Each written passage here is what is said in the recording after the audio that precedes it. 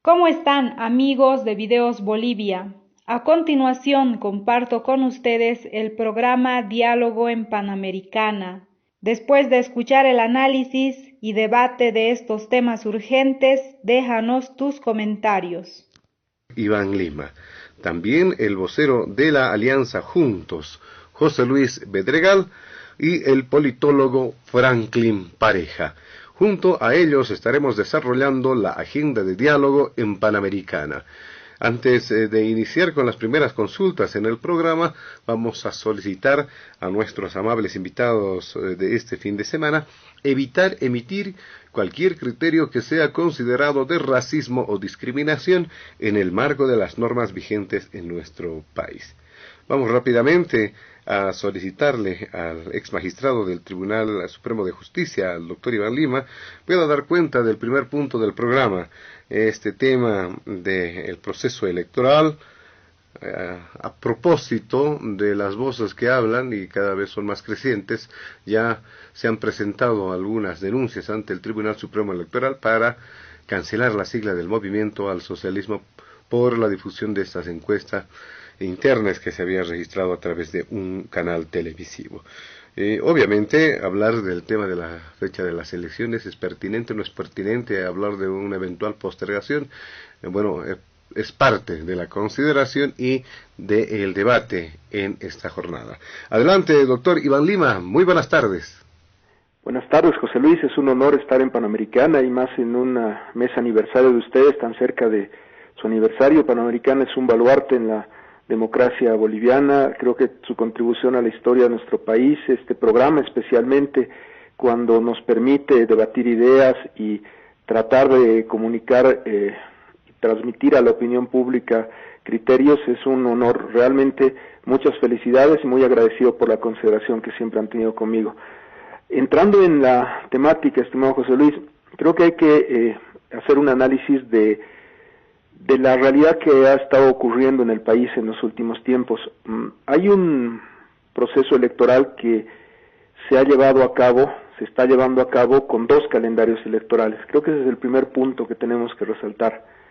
Ya el mes de enero de este año, cuando se inicia el primer calendario electoral, el mismo no va a concluir, porque estaba pensado y planificado para llegar hasta el día 3 de mayo. Recuerden ustedes que el 3 de mayo, cuando teníamos muy poquitas personas con COVID, tenía que haberse llevado a cabo la elección. Se tomó una decisión de parte del órgano electoral de suspender ese calendario electoral. El 21 de marzo se toma la decisión de suspenderlo y a partir del 25 de marzo deja de tener vigencia el calendario electoral, se suspende el calendario electoral.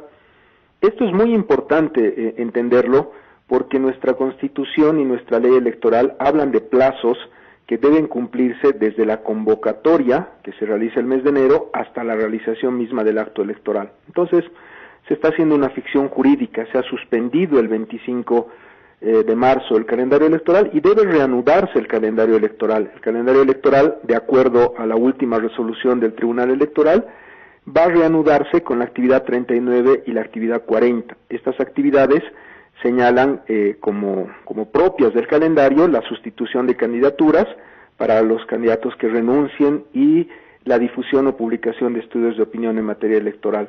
Este calendario se reanuda, por lo tanto, entre el viernes 26 de junio y el martes 21 de julio. Recuerden ustedes que ya había transcurrido una parte del calendario electoral entre enero y marzo, y ahora vamos a vivir los bolivianos, si las elecciones son el 6 de septiembre, los últimos 45 días. Entonces viene aquí una pregunta, un análisis.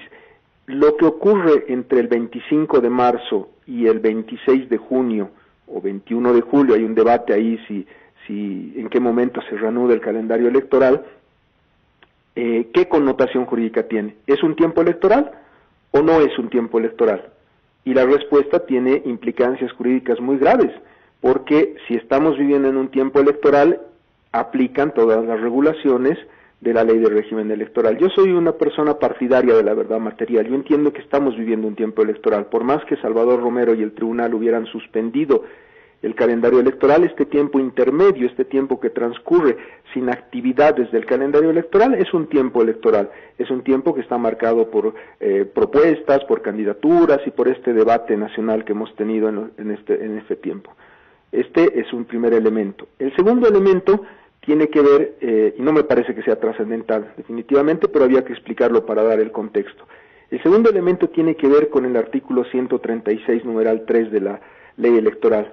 Este artículo, que ya se ha empleado antes en el caso de Unidad Democrática del Beni y se ha inhabilitado a Ernesto Suárez, a partir de una declaración de su vocero Carmelo Lenz, es manifiestamente inconstitucional en mi criterio. Es inconstitucional en el caso de Carmelo Lenz el año 2015, es inconstitucional cuando se hace la denuncia contra el vocero José Manuel Ormachey, Comunidad Ciudadana, el año pasado en las elecciones del 2019, y ahora es inconstitucional cuando se pide su aplicación para Luis Arce.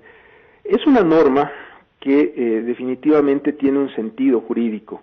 Las encuestas de opinión pueden conducir a un resultado electoral, pueden predisponer a la gente. Recuerden ustedes este debate del voto útil. El voto útil hace que el que esté más cerca del MAS reciba el apoyo de la población. Entonces se vuelve trascendental el tema de una encuesta de opinión y por lo tanto debe estar regido por reglas estrictas en su control, en la elaboración de los estudios, en la difusión de los estudios, y se le quiere dar un mensaje a los partidos políticos en la Ley 26. Los partidos políticos nunca, por ningún motivo, en ningún tiempo y bajo ninguna circunstancia pueden difundir encuestas de opinión. Pueden hacerlas, pero trabajarán en lo interno, les servirán para tomar decisiones. No pueden transmitirlas, no pueden difundirlas. Y la ley es muy dura, dice que de ninguna manera pueden difundir los estudios de opinión y da una sanción muy grave. Dice que el partido político, la organización política que difunda estudios de opinión debe ser sancionado con la cancelación de la personalidad jurídica. Decía antes que el uso que se ha hecho con Carmelo Lenz me parece inconstitucional y poco democrático también la pretensión que había en relación a Carlos Mesa, pero como lo decía en todos esos momentos, la ley es la ley, por más que nos parezca dura, está vigente en tanto no existe un pronunciamiento de una instancia superior o diferente que es el Tribunal Constitucional Plurinacional.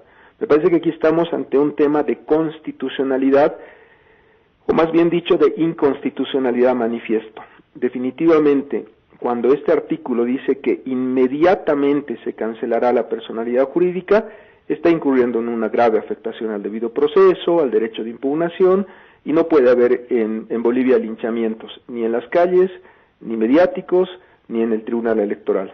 Todos los bolivianos, y más los políticos, tienen derecho a presentar sus argumentos de defensa, a ser escuchados y a que se dicte una decisión que pueda ser analizada con la debida defensa por parte de las autoridades del órgano electoral y del órgano judicial eventualmente. El derecho al debido proceso y la impugnación son parte de los derechos que debe tener un ciudadano y un partido político. Y es desproporcionada y por lo tanto inconstitucional la norma porque la organización política no puede ser sancionada con la pérdida de la personalidad jurídica y por lo tanto con la imposibilidad de participar en elecciones por la manifestación de un miembro de la organización política. Así esta persona sea el candidato a presidente. Hay una afectación a los derechos de todos los diputados, senadores como candidatos, pero también del colectivo que representa el movimiento al socialismo, que en las últimas elecciones es de millones de ciudadanos. El evitar que esas personas puedan participar de la elección y privarles del ejercicio de sus derechos políticos para poder concurrir a participar como elegibles en una elección es, en definitiva, un acto inconstitucional. Lo que ha ocurrido, y ahora entrando en tu pregunta, es que el partido de Luis Fernando Camacho, creemos, ya ha comunicado que ha presentado una denuncia ante el Tribunal Supremo Electoral. Entiendo que Juntos también lo ha hecho, tal vez José Luis nos puede orientar si eso es así de evidente, pero ya ha planteado el debate o la situación ante el Tribunal Supremo Electoral. Y me parece que el Tribunal Supremo Electoral, como ha ocurrido en ocasiones anteriores, debe ser preservado por nosotros, por la colectividad, por los partidos y por todas las instituciones. Creo que el tribunal tiene que mantener su carácter de imparcial, de árbitro, que va a garantizarnos el 6 de septiembre como una fiesta electoral, si la fecha de las elecciones es en ese día, y por lo tanto yo soy de la idea de que esta temática debe ir al Tribunal Constitucional, y para ello la ley 254 nos plantea el camino. La acción concreta de inconstitucionalidad es el camino que debería llevarse adelante, es un camino que puede hacer de oficio el mismo Tribunal Electoral, o también se puede hacer a pedido de parte. Entiendo, por la información pública que tenemos en este momento, que el día jueves y viernes, al no haber actividades en La Paz, está pendiente la presentación de esas acciones concretas de inconstitucionalidad, y esperemos que en las próximas horas se oficialicen esos anuncios de que se va a presentar estas acciones concretas de inconstitucionalidad, o que el Tribunal Supremo Electoral va a mandar de oficio la consulta al Tribunal Constitucional. En eso creo que la discusión con los diferentes constitucionalistas y personas que conocen el derecho constitucional muestra con evidencia que este artículo, el 136.3, es una norma inconstitucional, es una norma que viola principios básicos del debido proceso, de la impugnación y del derecho político a participar. Más allá de ello, creo que en lo político, privarle al movimiento al socialismo de participar de las elecciones no nos llevaría al escenario que estamos persiguiendo en el país. En este momento estamos confrontando una grave crisis de salud, política, probablemente económica, y lo que necesitamos es la unidad de los bolivianos. Tenemos que entender que vamos a tener que convivir y vivir de la mejor manera posible entre todas las visiones y entre todas las particularidades de políticas que tenemos en el país. Analizo el segundo tema que planteas. ¿Vale la pena hacer elecciones el 6 de septiembre? ¿Cuál es la fecha idónea para hacer elecciones? Y ahí tengo que referirme a la sentencia constitucional, más bien dicho, a la Declaración Constitucional 1/2020. Esta Declaración Constitucional ha planteado un escenario muy claro. No puede prorrogarse la transición por más tiempo que el que definía la Constitución. La Constitución daba 90 días, se amplió un poco por elegir al Tribunal Electoral, ya se ha seguido ampliando varias veces el calendario electoral, y yo creo que aquí va a volver el tema también al Tribunal Constitucional. No podemos tener un plazo indefinido y no podemos hacer las elecciones más allá de este año, más allá del 2020. En eso no hay ninguna duda de interpretación. Yo sostengo que la transición debió haberse hecho hasta julio, en la lectura de la sentencia constitucional, hasta este mes. Algunos otros constitucionalistas dicen que no, que puede prorrogarse hasta fin de año, hasta diciembre, pero no hay uno que te diga que podría prorrogarse la transición hasta el 2021, hasta enero del 2021. No existe posibilidad de ampliar la transición. La transición tendría que concluir, en términos constitucionales me refiero, este año. Que sea en septiembre, que sea en octubre, noviembre o en diciembre, es una decisión definitivamente de la Asamblea Legislativa. Por cómo hemos ido construyendo el desarrollo de la Declaración Constitucional, el Tribunal Electoral le ha reconocido una competencia a la Asamblea Legislativa, y como sabemos, la Asamblea Legislativa en este momento tiene 2/3 del movimiento al socialismo, y el movimiento al socialismo ha planteado una fecha en agosto, ha llegado a una negociación, a un acuerdo para que la elección sea en septiembre, y esa es la fecha que tenemos en este momento. Yo entiendo que ahí hay incluso un conflicto de intereses. Lamentablemente, diputados y senadores, en la medida en la que este tiempo de transición siga durando, están teniendo un trabajo del cual carecen muchos bolivianos. Entonces, yo te diría que no tengo claridad de qué es lo que va a hacer la Asamblea. Parece que a la Asamblea le gusta prorrogarse, le gusta ampliar su gestión y le gusta seguir teniendo un ingreso, y muchos de ellos han planteado ya con claridad que quieren cobrar su aguinaldo de fin de año. Entonces parece que el escenario es muy difuso todavía, es muy difícil predecir. Yo creo que Franklin en eso nos va a ilustrar mucho. Él siempre ha planteado en algún medio que hemos tenido la oportunidad de debatir que la fecha de las elecciones no es un acto jurídico, que tiene otras connotaciones, otras características, y la realidad le está dando la razón. Yo soy una persona muy apegada a la ley. Por el momento la ley vigente dice que el 6 de septiembre hay elecciones, y quiero seguir construyendo, creyendo a partir de esa idea, de ese principio de que vamos a tener elecciones el 6 de septiembre, y para ello Les pongo sobre la mesa el ejemplo de República Dominicana, un país que con la misma población que Bolivia no ha tenido un incremento masivo de contagios. La realidad que tenemos que ver en el mundo es que los contagios se están incrementando. Estamos ya superando, llegando a los 14 millones de personas contagiadas. Seguramente lo vamos a ver en el segundo punto del programa, el efecto que tiene la pandemia y el coronavirus en las políticas públicas y lo que está ocurriendo, pero definitivamente ese ejemplo de República Dominicana nos muestra que son otros los factores que agravan o disminuyen la enfermedad. Lo he reiterado y lo ratifico. La responsabilidad que tenemos compartida, la solidaridad, seguir trabajando en bajar los niveles graves de desigualdad que tenemos en la región y en Bolivia. No me gustan las soluciones que hemos estado implementando a partir de la Asamblea Legislativa. Discrepo de que se le obligue a los dueños de casa a disminuir el alquiler de un 50% por ley. Los bolivianos somos una cultura de diálogo, hemos logrado llegar a soluciones en esos alquileres. Yo los clientes que veo que han dialogado y se han puesto de acuerdo han encontrado soluciones efectivas. Los que están esperando la ley para no pagar son los menos, es un porcentaje menor de la población boliviana y no es una solución.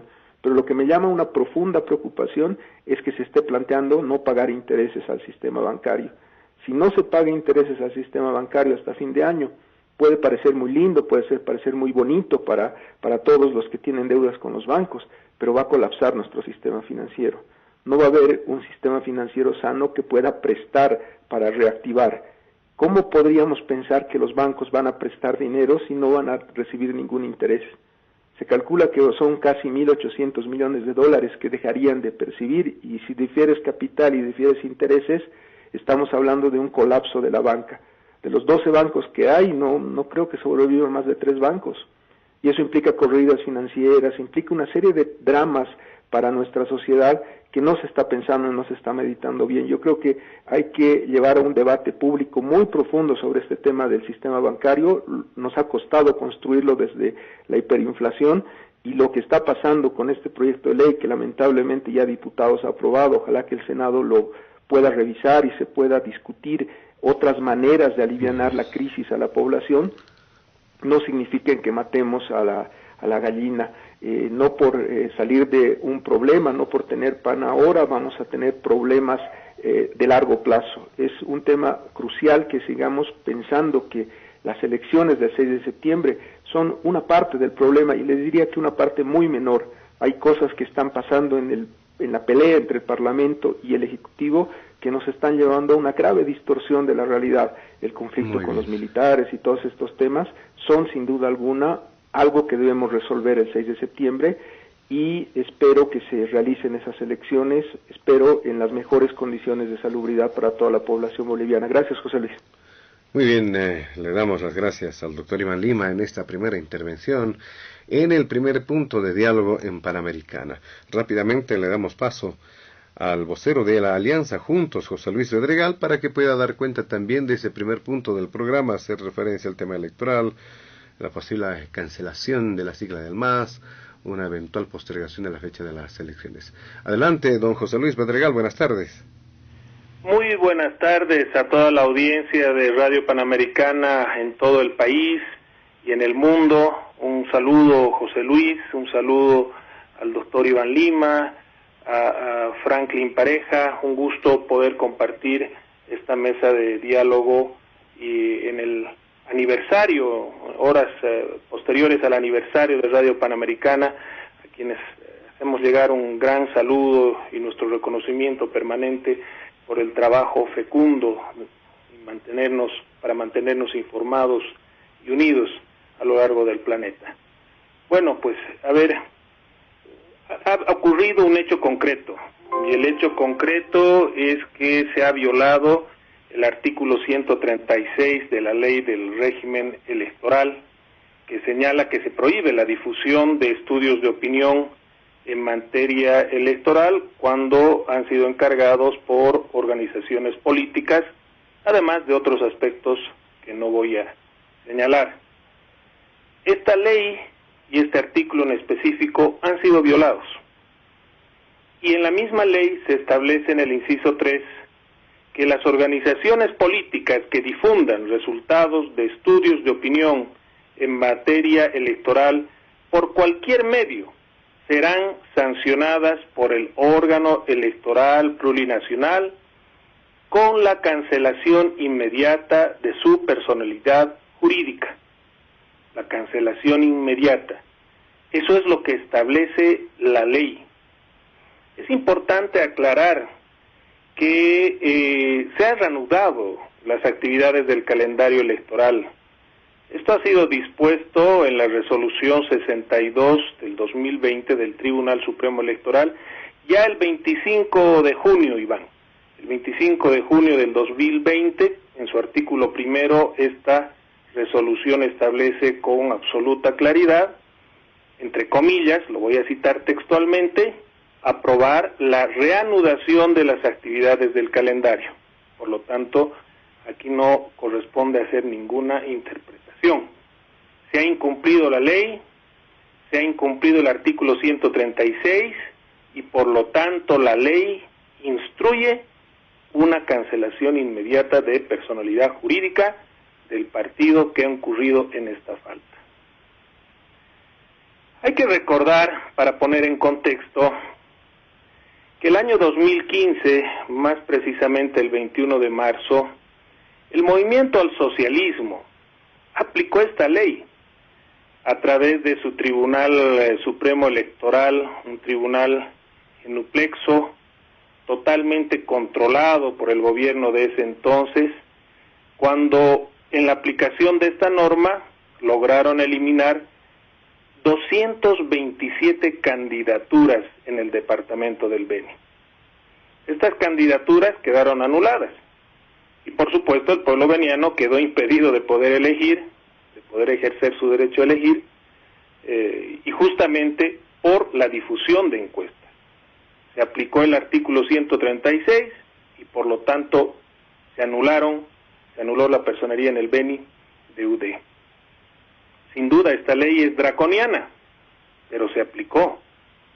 El MAS elaboró esta ley, el MAS aplicó esta ley, gracias a eso ganó la gobernación del Beni, en cumplimiento a esa ley elaborada por el MAS. Y ahora los voceros del MAS en los distintos medios de comunicación comienzan a poner argumentos, excusas para que no se aplique.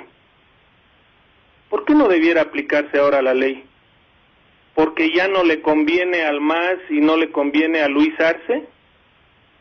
Es decir, que creen que estamos en un país donde las leyes se usan a su antojo, para su beneficio personal, para el beneficio de su grupo de privilegiados que no quieren perder esos beneficios que alcanzaron ejerciendo el poder.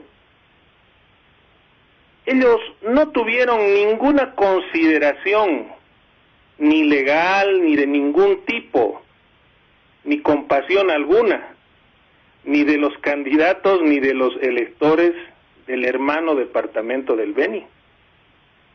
No se compadecieron ni de las huelgas de hambre, ni de las aclaraciones legales que hizo UDE en su momento.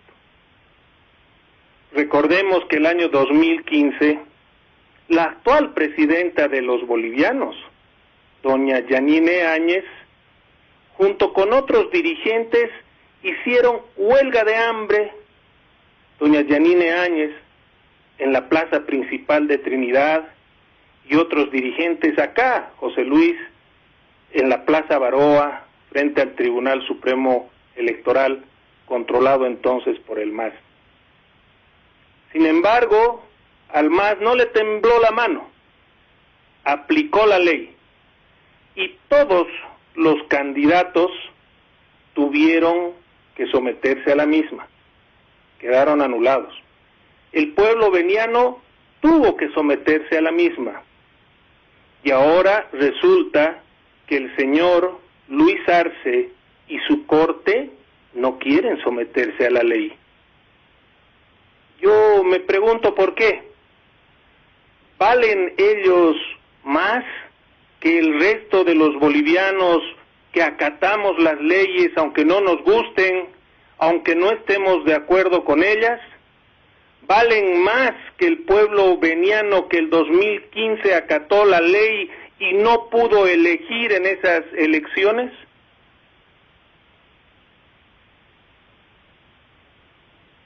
Esto no lo decimos únicamente nosotros, lo dicen también los expertos.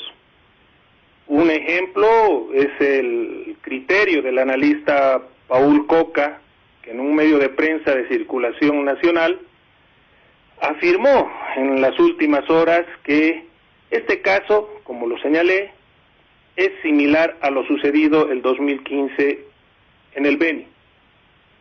Y recordó que en ese hecho el protagonista era apenas el jefe de campaña de UD en el Beni. Ahora el protagonista de la infracción de esta ley es nada más y nada menos que el propio candidato a la presidencia del MAS. Por lo tanto, quedan tres aspectos claramente irrefutables. Uno, que se ha violado la ley electoral. El candidato del MAS ha violado la ley electoral. Dos, existe el antecedente del Beni año 2015 en que se anuló a 227 candidatos de la oposición en aplicación de esta ley. Y tres, hay sanciones previstas y estas son, de acuerdo a la norma, de aplicación inmediata. Ahora, José Luis y amigos de Radio Panamericana en todo el país, lo que corresponde es presentar la denuncia, pues el Tribunal Supremo Electoral no actúa de oficio. Nosotros lo haremos como Alianza Juntos.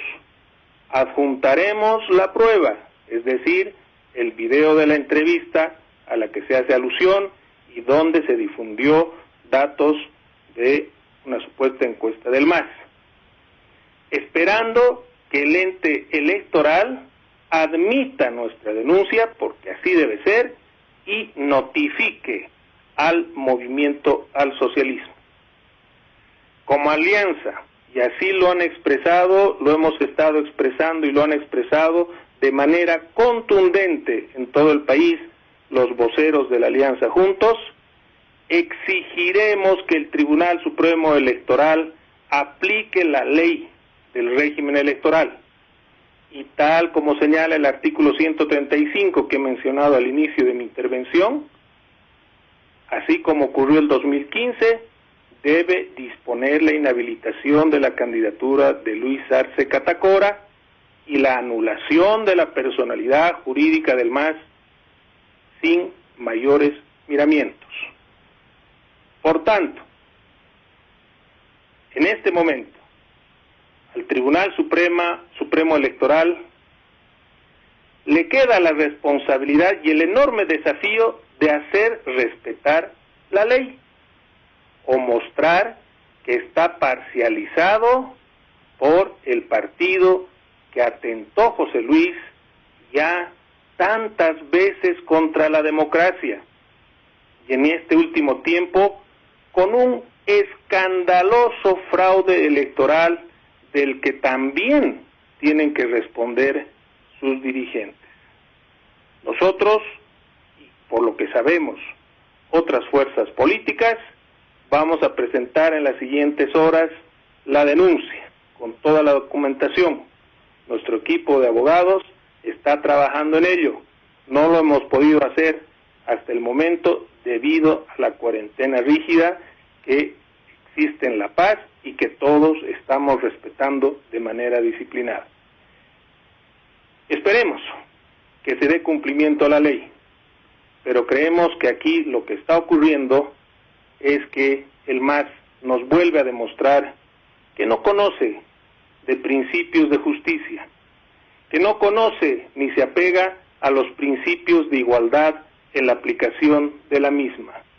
Y estas fallas éticas, estas carencias morales, le hacen mucho daño al Estado, le hacen mucho daño al Estado de Derecho, a la credibilidad del Estado, le hacen mucho daño a la democracia boliviana.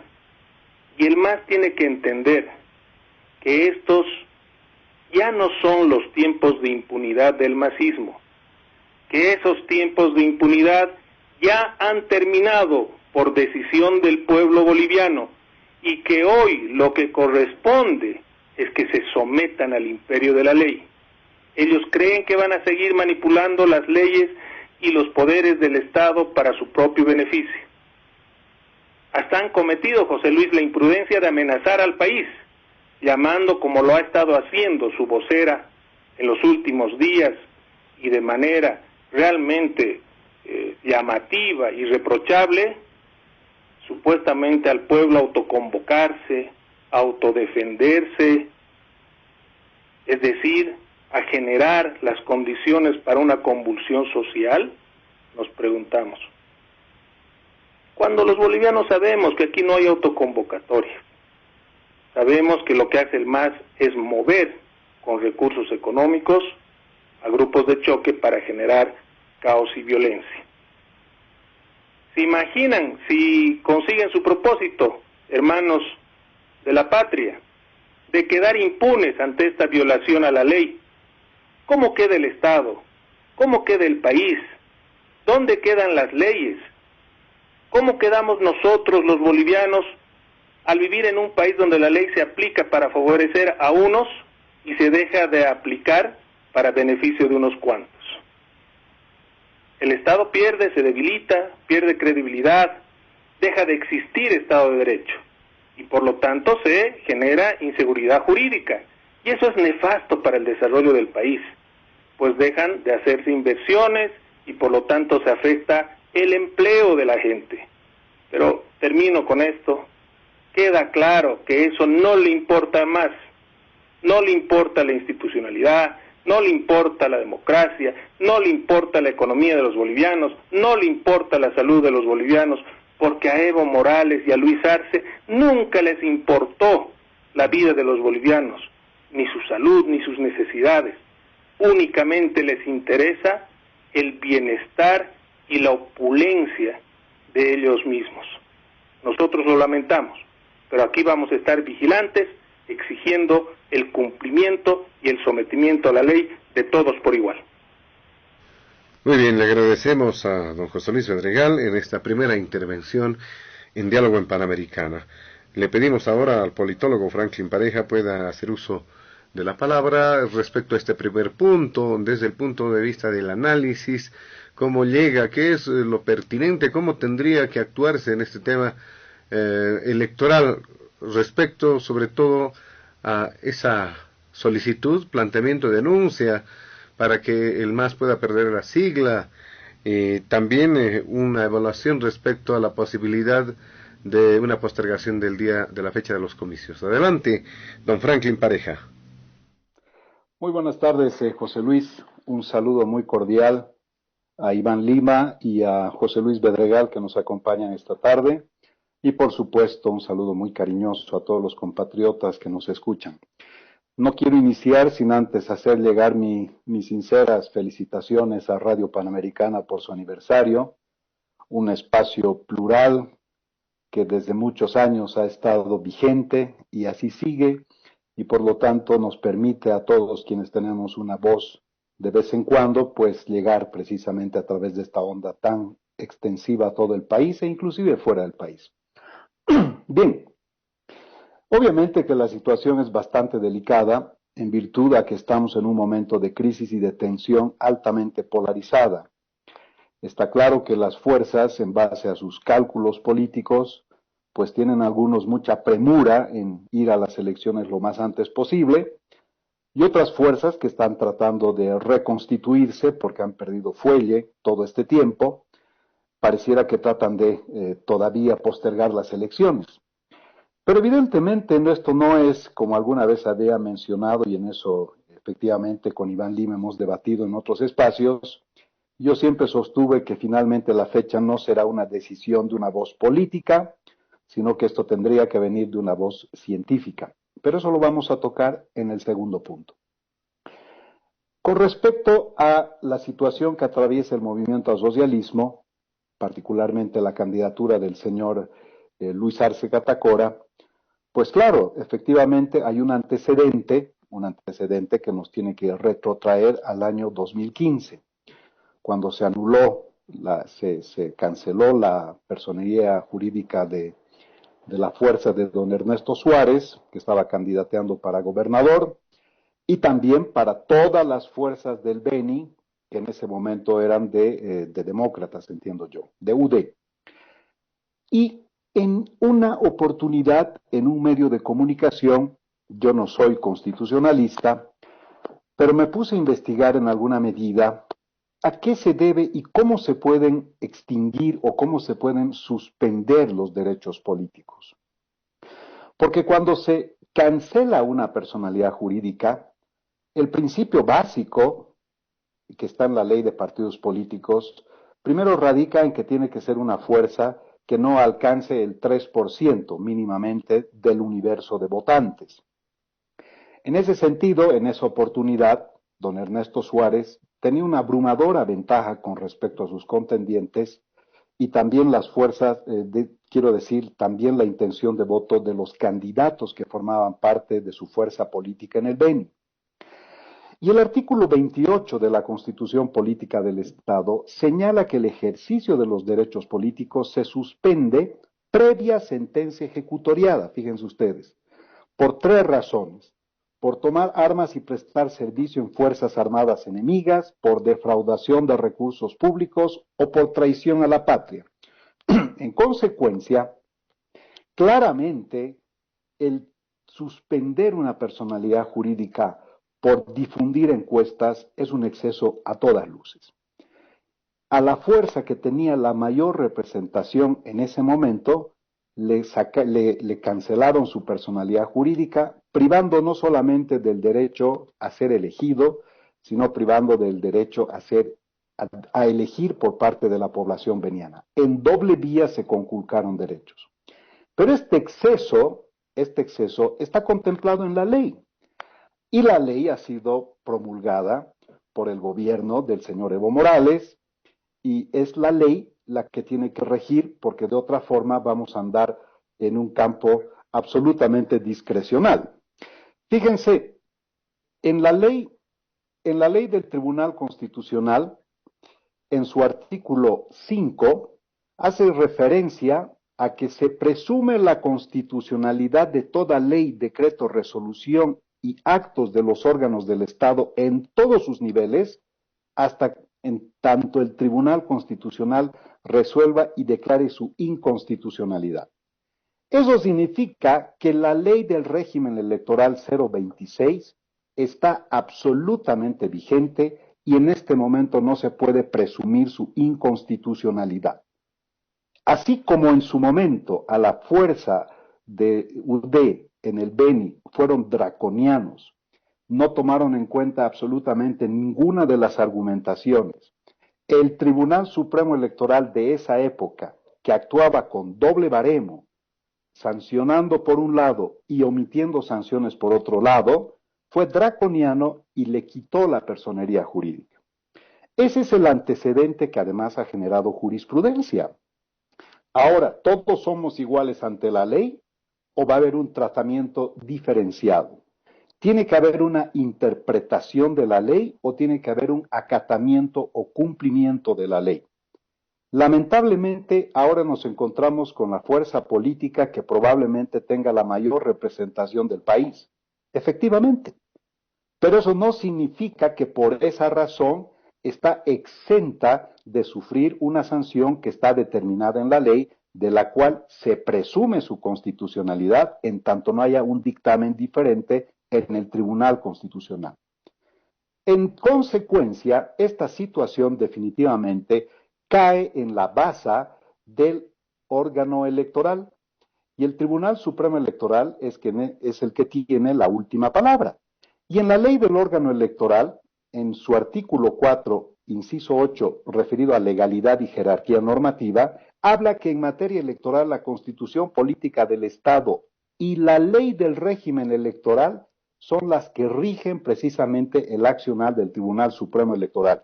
Por lo tanto, el Tribunal Supremo Electoral no puede actuar discrecionalmente, ni tampoco puede omitir sus deberes, porque eso está señalado en la Constitución, está señalado en la ley del régimen electoral y en la ley del órgano electoral. Desde el punto de vista estrictamente jurídico, de acuerdo a ese basamento, obviamente aquí corresponde proceder. Pero desde el punto de vista político, esto ya es diferente. Claro, esto puede generar un clima de profunda crispación al proceso y lógicamente ahora lo que se está haciendo es tratar de presionar al Tribunal Supremo Electoral o tratar de inviabilizar la toma de la decisión. En Bolivia, lamentablemente, no tenemos institucionalidad. ¿Y por qué me refiero a esto? ¿Qué era pues el Tribunal Constitucional Plurinacional? ¿Cómo han salido electos los magistrados en su momento? En las elecciones ganó el voto nulo. Son absolutamente magistrados que no tienen legitimidad y que han funcionado precisamente como un apéndice del presidencialismo para emitir sentencias y sanciones en base a los designios básicamente de naturaleza política. Y como siempre ha predominado el cálculo político o la imposición política, definitivamente no hemos tenido espacios donde acudir cuando se trataba de representar acciones que eran violatorias precisamente a los derechos políticos. Pero ahora resulta que estamos en una situación muy parecida al año 2015. Y eventualmente el señor Luis Arce Catacora ha difundido datos. Eso es lo que ha hecho. No es que simplemente haya hecho un comentario o haya participado en una que haya participado en una entrevista. No solamente es eso, sino que además él ha mencionado y ha difundido datos. Y claramente esto, pues tiene que tener una consecuencia. Desde mi punto de vista, coincido en que el artículo 136 del régimen electoral, de la ley del régimen electoral, es un absoluto exceso. Pero nadie se ha preocupado, ni antes ni ahora, en hacer una representación planteando un recurso como se debería haber hecho. Por lo tanto, en tanto siga vigente la ley y en tanto nos basemos en la presunción de constitucionalidad, no hay absolutamente nada que discutir al respecto. Esto ya no es una cuestión de grandes debates. Lex dura lex, ¿se aplica o no se aplica la ley? El impacto político que podría tener esto, obviamente puede ser realmente bastante complejo y bastante crispado. Pero como además la instrumentalización de la plataforma legislativa siempre ha venido direccionado para tratar de desnivelar el balance de la competencia, quiero referirme a la ley de organizaciones políticas, porque no nos olvidemos que en algún momento los partidos políticos en estado raquítico y particularmente las fuerzas políticas parlamentarias que tienen su bancadita, tienen su sigla, tienen su jefe, en fin, han quedado totalmente exiguos y neutralizados en la Asamblea Legislativa, y esta fue una de las razones por las cuales se activó desde la sociedad civil otro tipo de expresiones. Me refiero a lo que se denominaban las plataformas ciudadanas, los colectivos, en fin, que empezaron a tomar un vigor importante y que al ver que los partidos políticos estaban perdiendo representación y no tenían la suficiente consistencia para llevar adelante una competencia electoral, las agrupaciones ciudadanas se convirtieron algo así como en una amenaza y por eso promulgaron la ley de partidos políticos donde a las agrupaciones ciudadanas solamente les dicen que son organizaciones de alcance departamental o municipal, impidiéndoles conformar una estructura política para participar en elecciones nacionales. Eso significa que a las fuerzas políticas, a los partidos políticos, los reposicionaron y a las organizaciones ciudadanas las desplazaron. Eso fue una de las instrumentalizaciones que han hecho a través de la ley de organizaciones políticas. Otro aspecto, declararon las famosas elecciones primarias, ustedes recordarán. ¿Para qué hicieron eso? Para que en 60 días, lo que dura prácticamente casi un año generalmente en conformar alianzas, en 60 días obligaron a las fuerzas políticas a conformar sus binomios y entrar a las elecciones primarias. Nuevamente, ¿para qué? Para que para que los partidos políticos hagan lo que puedan y no hagan lo que quieran. Otro aspecto que ha sido absolutamente instrumentalizado. Entonces, es así como se ha manejado anteriormente toda la creación y toda la instrumentalización de los órganos del Estado, que han estado supeditados básicamente a una fuerza política y al cálculo político, y hacían leyes en función de su interés y emitían y promulgaban leyes en función de su interés y en función siempre de generar debilidad o por lo menos quitarle consistencia a las fuerzas políticas en una competencia electoral que siempre ha estado desnivelada. Es cierto que van a seguramente pegar el grito al cielo ahora que se ha producido este error, así como en su momento en el Beni cometieron el error de difundir encuestas, porque el error se cometió y la ley dice que no lo puedes hacer. En esta oportunidad también se ha cometido el error. Más allá de que se considere que es violatorio a los derechos, a elegir, a ser electo, en fin, indudablemente que mientras se presuma la constitucionalidad de la ley que está plenamente vigente, no tiene que haber una discusión grandilocuente, ni tampoco una discusión que trate de menoscabar la institucionalidad del país, que a través de inaplicaciones constantes a la Constitución prácticamente ha sido devastada la institucionalidad democrática del país. Es complejo desde el punto de vista político porque no contribuye a que estemos viviendo un proceso electoral que debería tener características fundamentalmente operativas en un ambiente relativamente pacífico. Todo lo contrario, cada vez el ambiente se está crispando más, cada vez la situación se está complejizando más y al final pues el Tribunal Supremo Electoral, que no tiene una actitud siempre proactiva con respecto a estas cosas, pareciera que siempre anda tratando de esquivar los momentos o las situaciones difíciles, pues en este caso no tiene otra opción que pronunciarse. Y ahí radica ahora todos los ojos están puestos en esta institución, porque lo que se va a decidir definitivamente va a ser algo extremadamente complejo y simplemente habrá que preguntar, ¿se cumple o no se cumple la ley? ¿Todos somos iguales ante la ley? ¿Se va a dar un tratamiento diferenciado al 2015 y ahora al 2020? Realmente así ha funcionado la institucionalidad democrática de nuestro país, donde antes no se hacía absolutamente ninguna concesión en términos de igualdad de competencia y en términos de respeto a los derechos políticos. Y ahora se quiere apelar al recurso de que no, esto es violatorio, esto es realmente un exceso. Es un exceso a todas luces, pero así dice la ley. Es complicado, es una situación que seguramente todavía va a traer una serie de consecuencias, no solamente de tipo jurídico, y entonces ahora deberíamos plantearnos seriamente en qué condiciones estamos yendo a las elecciones, cuya fecha referencial, para mí es referencial el 6 de septiembre, cada vez se está esfumando más. Me voy a quedar ahí como primera intervención, José Luis. Muy bien, le agradecemos a don Franklin Pareja esta primera intervención en el programa. Vamos a ir rápidamente a una segunda ronda y vamos a darles la posibilidad a nuestros invitados especiales puedan realizar algunas puntualizaciones, pero reducimos el tiempo de participación, por favor. Le damos la palabra al doctor Iván Lima para que pueda realizar algunas puntualizaciones e ir cerrando este primer punto del programa. Adelante. Gracias, José Luis. A ver, la situación, creo que de las intervenciones de los compañeros en el debate me quedan claras algunas precisiones. Hay consenso de que esta es una ley dura, que es una ley injusta. Yo digo que es una ley inconstitucional además. Creo que ese es un primer acuerdo. El segundo punto es cómo sacamos del ordenamiento jurídico una ley injusta, una ley inconstitucional, y ahí la respuesta es clara y concreta.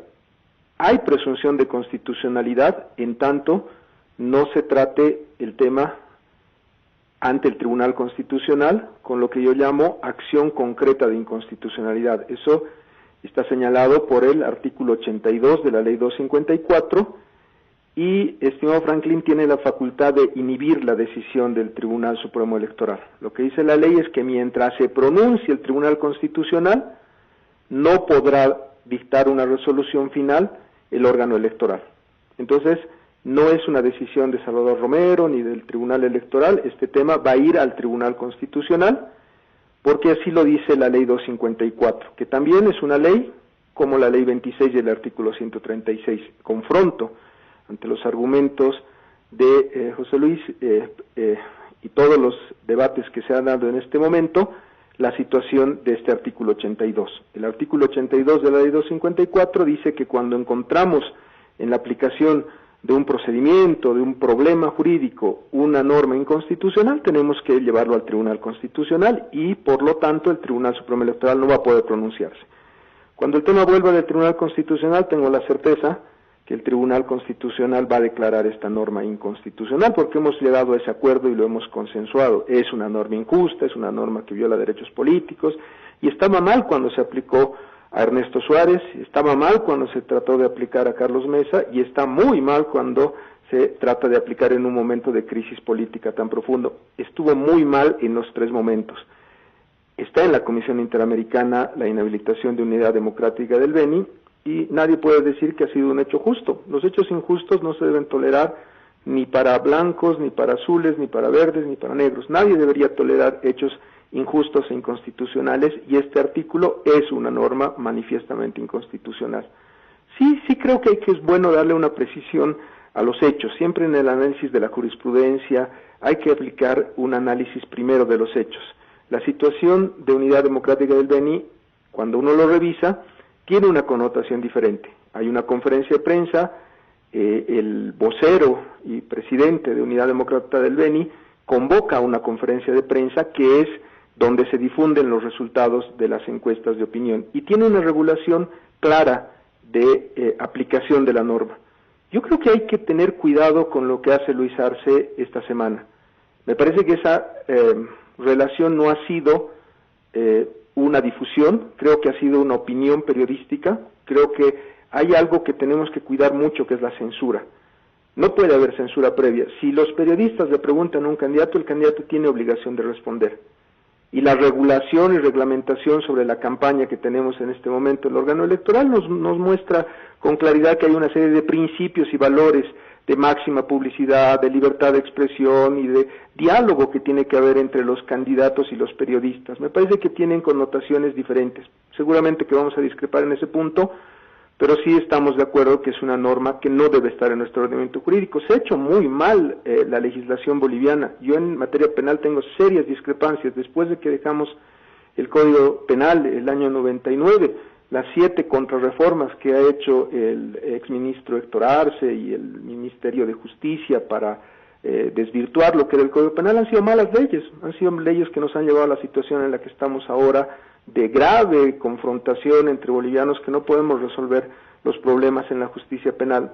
Se ha hecho un mal trabajo en lo legislativo, definitivamente, y concuerdo con ustedes, pero no podemos seguir viviendo en una situación de injusticia, de intolerancia, de pensar que porque se portaron mal conmigo, yo me voy a portar mal contigo, si fuiste injusto conmigo, yo voy a ser injusto contigo. Creo que ya es momento de hablar de una reconciliación nacional, de un respeto a la Constitución y de hacer bien las cosas. Creo que tenemos las herramientas y el instrumento es este artículo 82 de la Ley 254.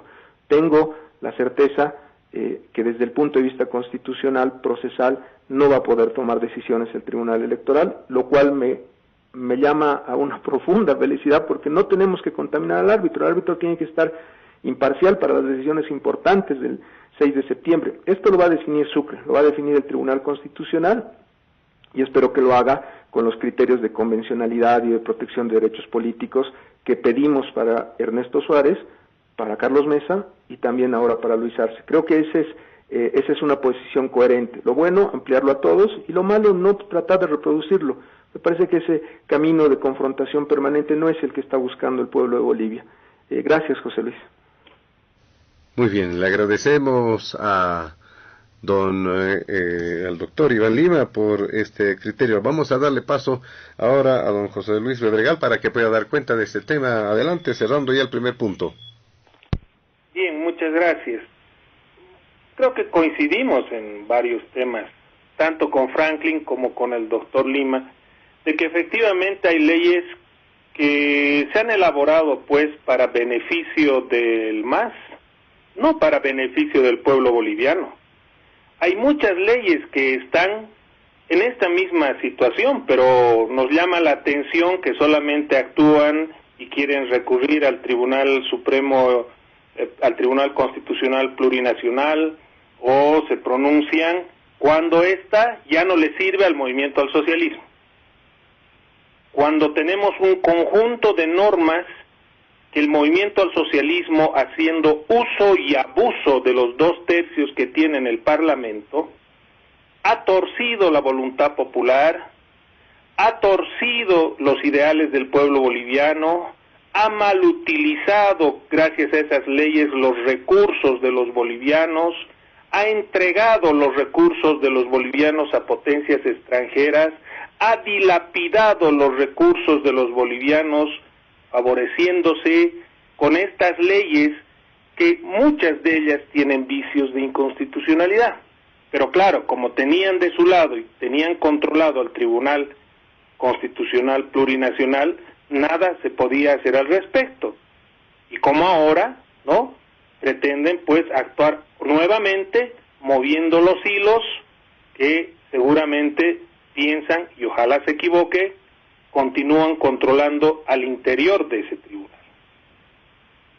Hoy el actual legislativo sigue aprobando leyes únicamente en función de los intereses políticos de Luis Arce y su candidatura.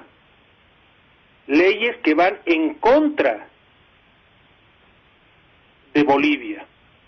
Miren, una de ellas, la última, la ley de censura, ¿no? Cuando ellos aplaudían a sus ministros, por más de que estos ministros tengan la corrupción absolutamente comprobada, como la exministra Achacoyo. Recuerda el pueblo boliviano cómo salió aplaudida por los levantamanos del MAS. Recuerda el pueblo boliviano cómo este parlamento impedía cualquier tipo de sanción o de censura a sus ministros.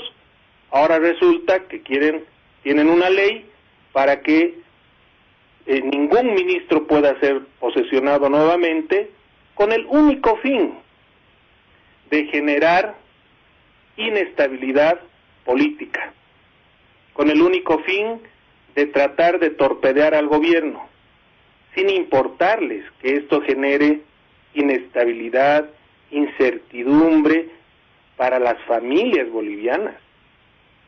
El MAS no aprueba leyes bajo el sentido básico de que éstas tienen que ser proyectadas y aprobadas para el bien común. El movimiento al socialismo aprueba leyes para beneficiarse ellos como organización política para sus dirigentes, ni siquiera para sus bases. Ahora, lo que pretenden, imagínense, audiencia de Panamericana en todo el planeta, han hecho una ley, han aplicado esa ley, y ahora, sin el menor rubor en el rostro, demandan la inconstitucionalidad de la ley que ellos hicieron y que ellos aplicaron mientras les convenía.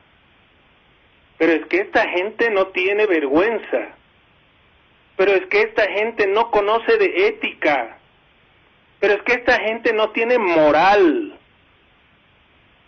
Realmente es sorprendente lo que estamos viendo. Yo quiero ver la cara de los abogados del masismo, proyectistas de esta ley, operadores de esta ley, ejecutores de esta ley, cuando lleguen a Sucre, o no sé si ya lo han hecho, tal vez el doctor Iván Lima nos puede informar. ¿Y con qué cara van a decir que la ley que ellos hicieron había sido inconstitucional? pero que no les tembló la mano para aplicar esa ley inconstitucional.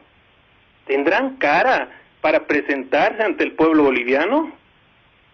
¿Tendrá cara a Luis Arce, ministro en esa gestión, de decirnos que cree en las leyes y que cree en la Constitución? ¿Tendrá moral para decirnos que él aplicaba leyes que eran inconstitucionales? Realmente no hay un mínimo de ética en la cúpula masista. Realmente no hay un mínimo de moral en la cúpula masista que solo piensa en ellos y en nadie más. Hay que aclarar que en la ley electoral a la que estamos haciendo referencia, no hay diferenciación entre conferencia de prensa o entrevista. La ley dice claramente que no se puede difundir encuestas por ningún medio, no importa si es entrevista, si es conferencia de prensa, por ningún medio. Por lo tanto, aquí nuevamente debemos reiterar el criterio que creo, al menos con don Franklin Pareja y la masiva audiencia de Panamericana compartimos, y es que la ley tiene que aplicarse por igual para todos, nos guste o no nos guste, compartamos con ella o no. Ese es un criterio básico de un Estado de Derecho. Y bien, voy a pasar al siguiente punto, referido a la fecha de las elecciones. Para la Alianza Juntos, la fecha debe o no moverse únicamente en función de que existan las garantías para la salud y la vida de los bolivianos. Y estos criterios únicamente pueden ser emitidos por las instancias especializadas, por personal técnico científico que dé los elementos al Tribunal Supremo Electoral para tener claridad respecto a la situación de la pandemia. Mesa y Arce se han quedado solos en defensa de la fecha de las elecciones, cuando a su alrededor crecen los contagios de la población, incluso de candidatos a la presidencia. Hay un candidato a diputado por el MAS, un diputado en ejercicio por el MAS que ha fallecido en las últimas horas, y le mandamos nuestras condolencias a la familia. Pero ni siquiera eso sensibiliza a Luis Arce y al masismo. Tenemos contagios en todas las esferas de la sociedad, en todo el territorio nacional. Más de 22 municipios con riesgo alto. Ajá. Y sin embargo, insisten en mantener la fecha. Muy bien. Muy bien, le agradecemos también a don José Luis Bedregal por concluir este punto de diálogo en Panamericana. Le pedimos hacer lo mismo al politólogo Franklin Pareja, cerrar este primer punto con algunas puntualizaciones y consideraciones. Adelante. Gracias, José Luis. Algunas aclaraciones o precisiones. Yo en ningún momento dije que la ley es inconstitucional con respecto a la ley del órgano electoral, y obviamente que en tanto no se pronuncie el Tribunal Constitucional acerca de alguna inconstitucionalidad, esta sigue plenamente vigente. Al mismo tiempo, el candidato no tiene la obligación de responder en una entrevista a situaciones que no debe hacerlo. Ignorantia ius non excusat. La ignorancia de la ley no es una excusa. Él debería saber perfectamente de que hay cosas que puede decir y hay cosas que están restringidas por la ley. Nadie tiene la obligación de responderle absolutamente nada a un periodista cuando esto vulnera o cuando esto rompe algunos principios que están normados. Creo que es una situación que definitivamente, lamentablemente para el señor Arce, pues se equivocó. Se equivocó como en su momento se equivocaron en el Beni. Obviamente que las leyes así como están planteadas en nuestro país, definitivamente tienen muchos defectos. Es una cuestión que tiene que tener una reingeniería en el país. Pero mientras estén vigentes, pues hay que jugar con las reglas del juego y no hay que vulnerarlas.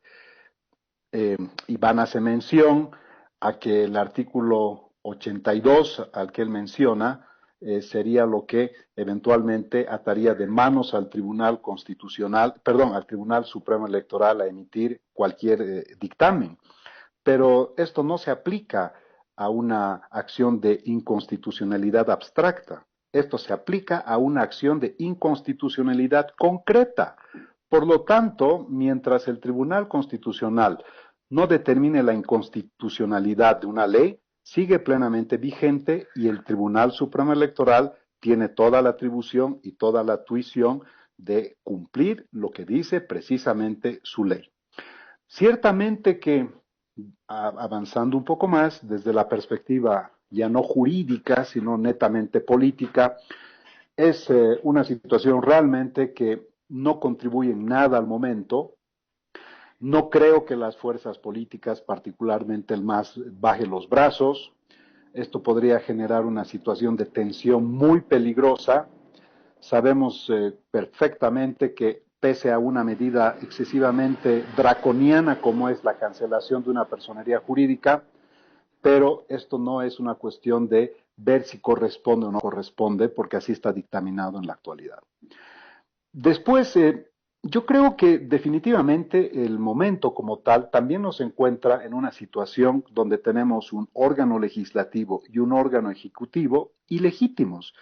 Y el país está viviendo algo así como una condición bicéfala, un gobierno que gobierna con decretos y una asamblea que gobierna con leyes, sin tener absolutamente ningún nivel de coordinación, donde lo que existe básicamente es un secuestro del órgano ejecutivo por parte de la Asamblea Legislativa, con los 2/3, y no hay, por lo visto, vasos comunicantes o una correa de transmisión que permita encontrar consensos mínimos, sino más bien ahora la Asamblea Legislativa, el órgano legislativo, que siempre ha estado subalternizada a los designios políticos, ahora funge y ahora actúa con una independencia y una separación de poderes inusual.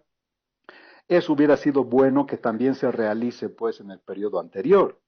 Ahora tiene vida propia, ahora tiene independencia, ahora emiten leyes sin ningún tipo de lectura de lo que supone el impacto de estas leyes populistas, leyes que están directamente orientadas, uno, a inviabilizar la gestión y dos, a generar campaña, como lo dijo Iván Lima, esta ley, por ejemplo, de la reducción de alquileres, una serie de medidas que no tienen asidero desde el punto de vista técnico, pero que más allá de contribuir a lo que significa tener un proceso de estabilidad, tanto desde la perspectiva jurídica, política y sobre todo económica, más bien están precarizando y están profundizando la crisis. Este no es el gobierno de transición el que estamos viviendo actualmente. El gobierno de transición verdaderamente va a ser el próximo. Y si eventualmente no tiene una capacidad y no tiene una representación mínimamente del 40%, realmente va a tener una situación de absoluta ingobernabilidad y los momentos que nos van a tocar vivir, donde confluye la variable económica, la variable sanitaria y la variable política, se van a profundizar mucho más aún. Por eso, en alguna medida, he venido sosteniendo que la elección como tal no va a resolver los problemas, porque además la elección no es un fin, la elección es un medio. El fin tiene que ser contar con un gobierno que sea la genuina expresión del pensamiento y sentimiento ciudadano. Pero si vamos a una elección en las condiciones actuales, con un padrón que no está saneado, con una cancha desnivelada, con una normativa que el gobierno actual que se ha puesto a competir ha heredado del gobierno anterior, o por lo menos de la gestión anterior, no tenemos condiciones realmente para pensar que se van a resolver los problemas en una elección. Por eso también he sostenido que idealmente lo que debería suceder es que quizás deberíamos pensar seriamente en realizar una nueva convocatoria, saneando el padrón electoral y normando y poniendo límites al órgano ejecutivo para que no pueda hacer uso indiscriminado a título de gestión con rentabilidad política que va directamente en beneficio de una campaña.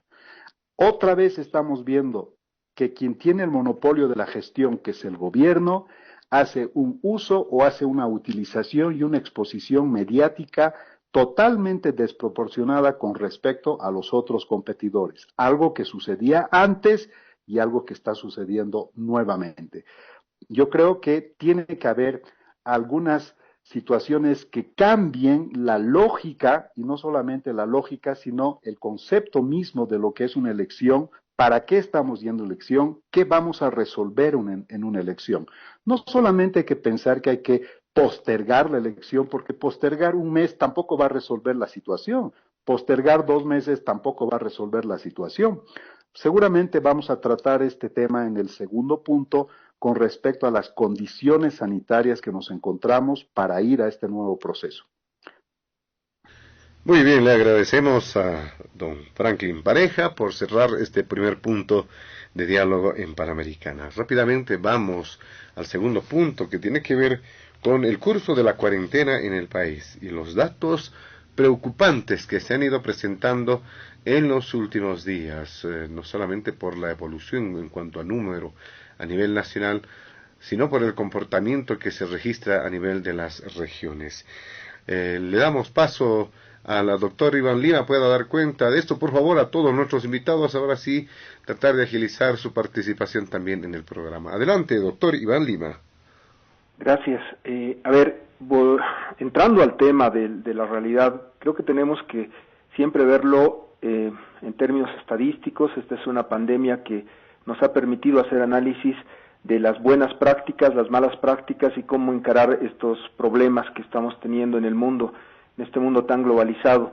Ahorita, en este momento, tenemos 14 millones de personas infectadas en el mundo. Parece una cifra muy grande, pero cuando uno lo analiza ya en los porcentajes es apenas el 0.18% de la población mundial. O sea, ni siquiera el 1% de la población mundial ha contraído el coronavirus.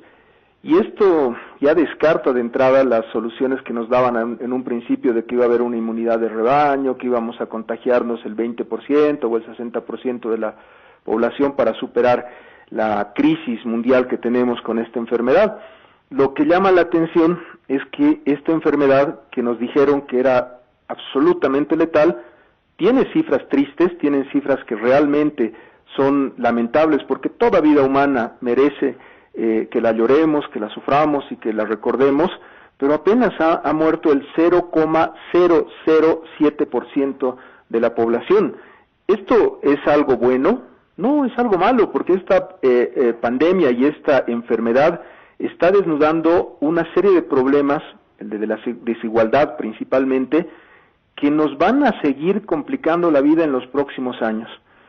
No es lo mismo enfrentar una pandemia cuando tienes millones de dólares en tu cuenta que enfrentarla sin un solo pan en tu alacena o sin la posibilidad de lograr que tu familia tenga los recursos para salir adelante con esta recomendación de cuarentena, de aislarnos, de no salir y de lavarnos las manos. No tienes agua, si no tienes casa, si no tienes dónde vivir, si vives en la calle, no vas a poder seguir las reglas comunes que se están dando.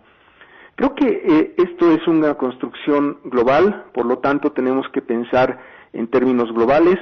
En este momento en el mundo ya tenemos buenas noticias, tenemos más de 135 estudios que han ido avanzando para encontrar la vacuna, 15 están en fase 1, 11 en fase 2, tenemos ya 4 en fase 3, y definitivamente parece que el camino que pensábamos que iba a ser muy largo para los ensayos clínicos está llegando a la realidad, está llegando a la práctica. Este estudio de China, de CanSino, que ya se está aplicando en uso militar, implica que ya hemos encontrado la vacuna, ya se está aplicando a seres humanos la vacuna de CanSino en la China. Definitivamente lo que está pasando con Sinopharm y Sinovac en China muestra una realidad interesante, pero también preocupante.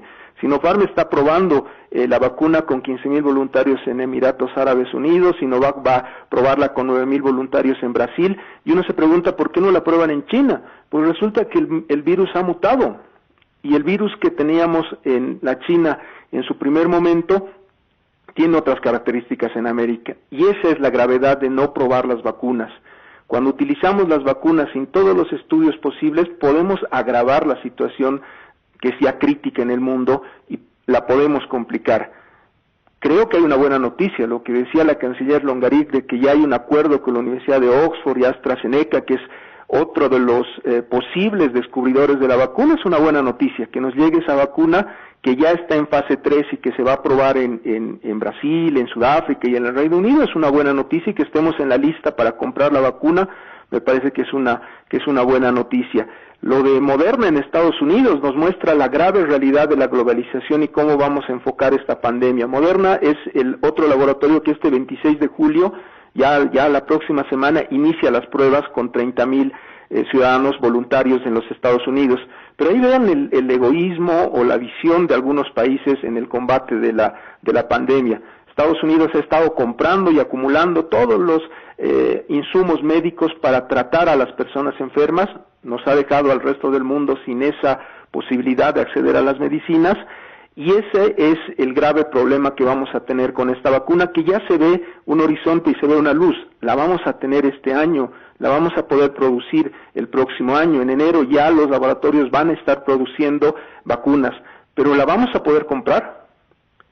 Parece que mi crítica permanente a la justicia billetera, que solamente el que tiene dinero compra justicia, se va a volver una crítica a la vacuna de la billetera. Parece que solo los países ricos y las personas con recursos van a poder comprar la vacuna, y eso no está bien, eso está muy mal. Por suerte, la OMS, la Alianza para la Vacunación, hay instituciones que han planteado ya que 2,000 millones de dosis van a tener que distribuirse con reglas equitativas. ¿A quién le vamos a dar la vacuna? Vamos a tener ahí un debate de constitucionalidad muy profundo, a los que tienen más riesgo, diríamos, ¿no? A las personas mayores, a los que tienen diabetes, hipertensión, a los médicos, a la primera línea. ¿Cuántas vacunas nos van a llegar a Bolivia? ¿Cómo funciona el derecho a la salud en estos tiempos críticos? Creo que ese es el horizonte que se nos viene. Y yo veo que el problema de las elecciones del 6 de septiembre, y ahí ya empiezo a entender los argumentos de los politólogos, es el problema menor para la gente. Lo que nos está preocupando en este momento es el tema de qué está pasando con la educación, por qué va a colapsar el sistema financiero, los impuestos, el tema de la salud y la legitimidad de un gobierno que, con todas las características que tiene este gobierno de transición, tiene un rechazo de un sector que puede ser o no mayoritario de la población, pero que no está respondiendo a las políticas públicas que plantean. Entonces, definitivamente, yo creo que el 6 de septiembre nos permite un gran reencuentro entre los bolivianos. Por eso yo creo que es bueno que tengamos elecciones el 6 de septiembre y lo más pronto posible, porque más allá de las particulares análisis que podamos tener, lo que ha pasado en República Dominicana para mí es el ejemplo más grande. Es un laboratorio que nos ha permitido mostrar que ha habido elecciones ahí, con unas salvedades, 45% de ausentismo, con problemas definitivamente al momento de ingresar al recinto, pero con una experiencia que podemos mejorar y que podemos lograr que se concrete el 6 de septiembre. Yo insisto en que los problemas que se vienen en el mundo no van a desaparecer por el 6 de septiembre. La crisis climática que tenemos en el país nos está afectando mucho. Tenemos que entender ya que no podemos estar en el mismo barco juntos, todos los partidos políticos y todos los ciudadanos atacándonos. Es el momento de la unidad. ¿Unidad para qué? ¿Unidad para tener elecciones? Definitivamente no. Ese será un elemento más de la vida política del país. Creo que ya es momento que la opinión pública informada, los movimientos sociales y todos empecemos a contribuir a construir estas políticas que necesitamos. Lo que le interesa al ciudadano es el problema que tiene con las pensiones de sus hijos que no puede pagar ahora y con la calidad de la educación que está recibiendo su hijo.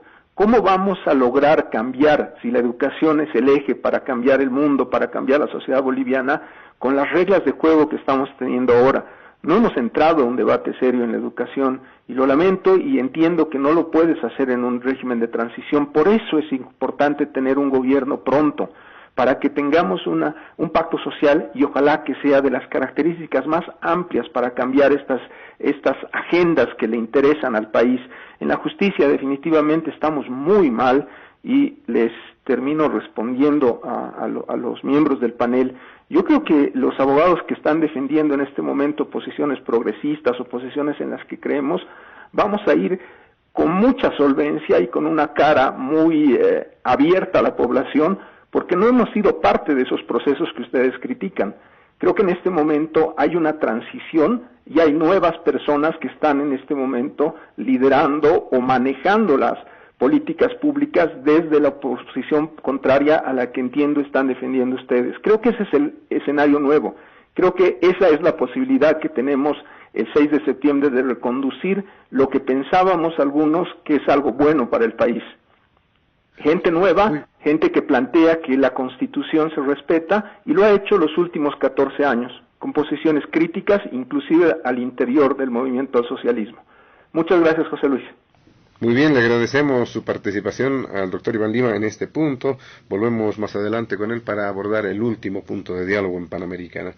Le damos paso ahora a don José Luis Bedregal para que pueda hacer referencia a este segundo punto, el curso de la cuarentena en el país y los datos preocupantes, ¿no?, que se han presentado en los últimos días, hasta ayer, con ese número que ya llama la atención, más de 56,000 a nivel nacional. Adelante, don José Luis Bedregal. Gracias. Efectivamente, como la gran mayoría, si no todos los bolivianos, estamos muy preocupados por la cantidad de contagios.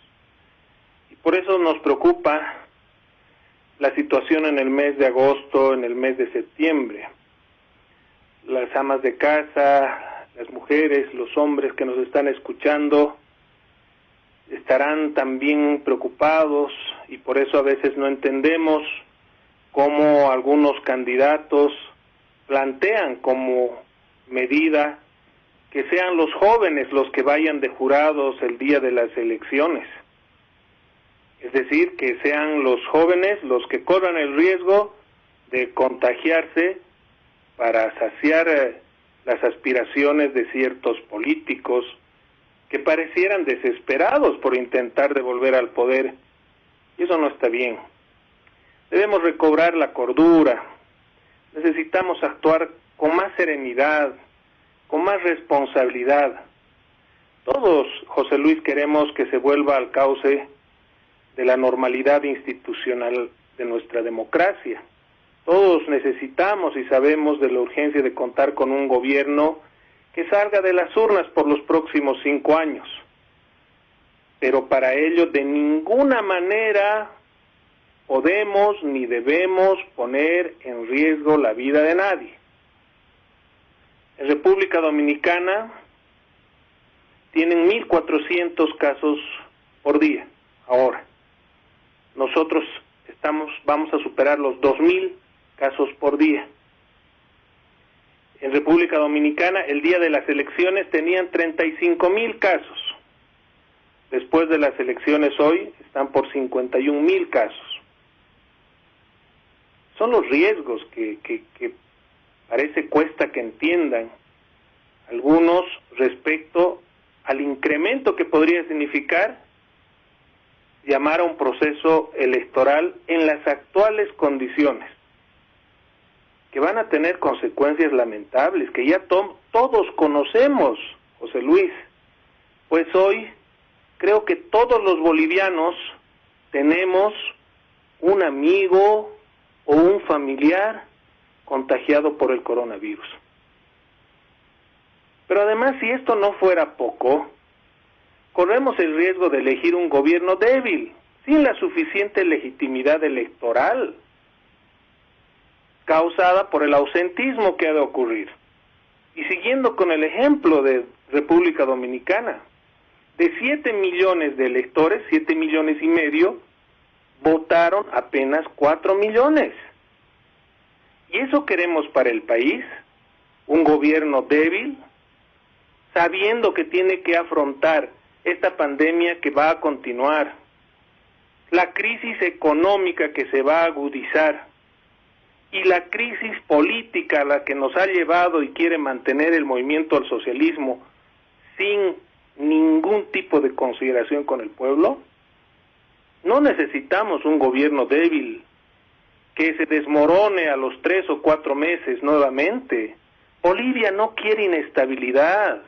Bolivia quiere estabilidad para trabajar, para producir, para que nuestros hijos vuelvan a las escuelas.